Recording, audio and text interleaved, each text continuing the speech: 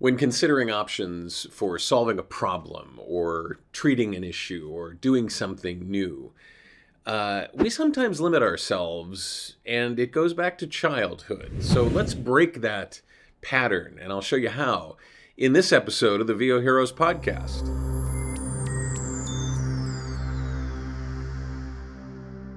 Parents are sometimes given the advice to narrow the choices for their children to help manage lives. You don't want to say, so what do you want for dinner? Because that could go on forever. As opposed to, would you like macaroni and cheese or would you like chicken fingers, right? Give them two choices, let them choose, and that kind of manages the situation. I would submit that as we grow older, that might be the opposite of what we want to do, especially in our business. I've heard people say, well, my choice was Pro Tools or Adobe Audition.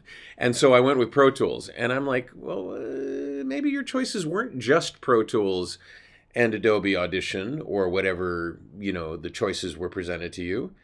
I say, imagine the choices that might not have been presented.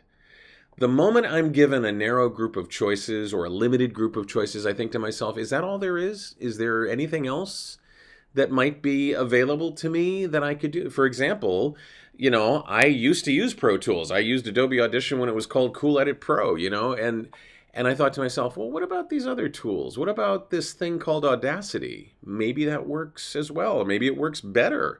I won't know until I try. And so the point of this episode of the podcast is to, kind of plant the seed in your head of thinking outside of whatever group of choices are presented to you. There may be more to consider.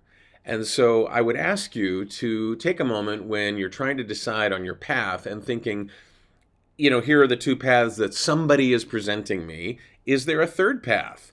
Is there a lift I can take? Is there, a bridge I can use? Imagine the options that aren't presented. And I wonder if there have been situations in your life when somebody said, well, you can either be an auto mechanic or you can be a customer service rep. And you said to yourself, well, maybe there's another option. Maybe I could be an actor or a voice talent or a writer. Somewhere along the way, this happened for you, and I'd like you to remember that and use it to your advantage. Tell me what your thoughts are on this in the comments below, and by that I mean on voheroes.com. That's where the conversation is sane and respectful. We insist on that. You can hit the like button if you like what you're hearing. You can subscribe to the channel. You can be notified when a new episode comes out, or there may be an option that I'm not presenting you right now that you could consider, like doing all three, or maybe something completely different, telling a friend that this might be an episode you want to. Well, I'm not trying to limit your choices. That's all I'm saying. I'm David H. Lawrence, the 17th. I thank you so much for watching and for listening, and I will see you in the next episode of the VO Heroes podcast.